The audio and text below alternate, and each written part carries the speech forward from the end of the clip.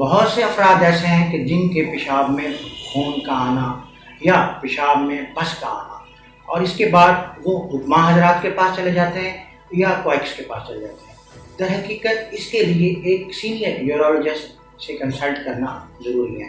اس لیے آج ہم نے زحمت دی ہے لاہور جنرل ہاسپٹل کے اسسٹنٹ پروفیسر ڈاکٹر سلیم شہزاد ملک صاحب، ان سے اس کے بارے میں چند اہم معلومات حاصل کرتے ہیں۔ السلام علیکم ڈاکٹر۔ جی وعلیکم السلام، آصف صاحب کیسے ہیں آپ؟ جی الحمدللہ سر، یہ عموماً یہ حکمت عملی اپنائی جاتی ہے کہ بہت سے لوگ جب ان کے پیشاب میں خون آتا ہے یا پیشاب میں پس آتی ہے تو وہ حکمہ یا کوائکس کے پاس چلے جاتے ہیں، اور وہ سالوں اسی ٹریٹمنٹ میں اپنے لاکھوں روپے خرچ بھی کر لیتے ہیں، مگر اس سے کوئی بھی فائدہ حاصل نہیں ہوتا۔ تو سر کائنڈلی آپ یہ بتائیے گا کہ در حقیقت تو یہ ایک یورولوجسٹ کے پاس جانا بنتا ہے اور وہی اس کا صحیح طور پر ٹریٹمنٹ کر سکتا ہے۔ بہت بہت شکریہ، آپ نے مجھے اس اہم موضوع پہ دعوت دی۔ یہ ایک بڑا عام سا ٹاپک لگتا ہے، ایک عام سی بیماری لگتی ہے۔ ایک مریض ہے جس کو پیشاب میں ریشہ آ جائے، جس کو ہم پس کہتے ہیں، یا خون آ جائے، تو وہ ایک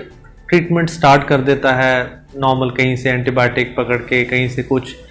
تو دیکھا جائے تو پہلے تناظر میں اگر ہلکا پھلکا پیشاب میں کچھ قطرہ خون یا ریشہ آنا شروع ہوا ہے تو وہ کہیں نہ کہیں کسی وجہ سے آتا ہے۔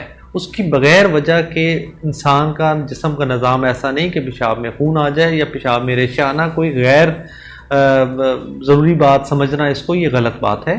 ہمیں جب بھی پیشاب میں ریشہ آئے یا خون آئے تو اس کی بڑی وجوہات ہیں۔ سب سے پہلے تو ہمیں پتہ ہونا چاہیے کہ جب بھی آپ کو پیشاب میں خون آئے یا ریشہ آئے تو اس کے لیے یورین کا ایک ٹیسٹ ہے، وہ بڑا ضروری ہے، اہم ہے۔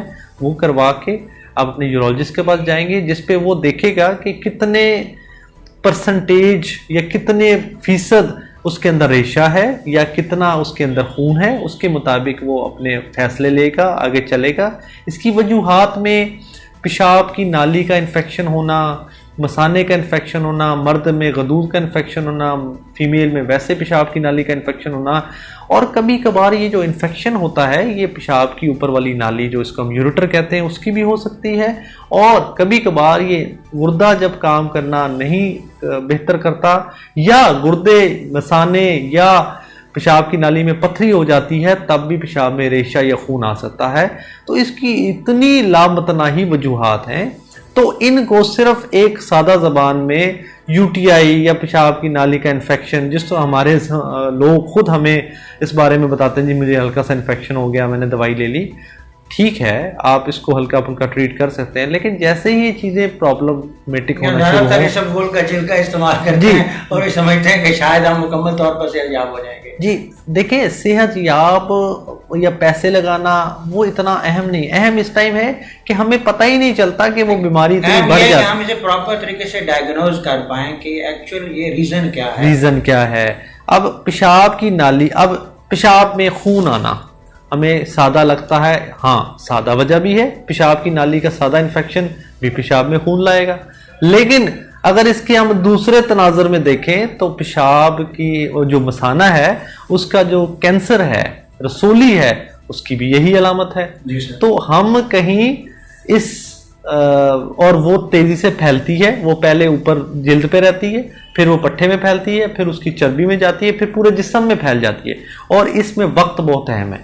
تو یہ ہم سب آپ سے یہ ریکویسٹ کرتے ہیں کہ جب بھی آپ کو پیشابی نالی میں انفیکشن آئے یا پیشاب میں خون آئے تو اس کی پراپر ڈاکٹر کے پاس جائیں تاکہ وہ آپ سے پوری تشخیص کرے، ہسٹری لے، اس کی تحقیقات کرے، اس کے بعد پھر آپ کو علاج تجویز کرے۔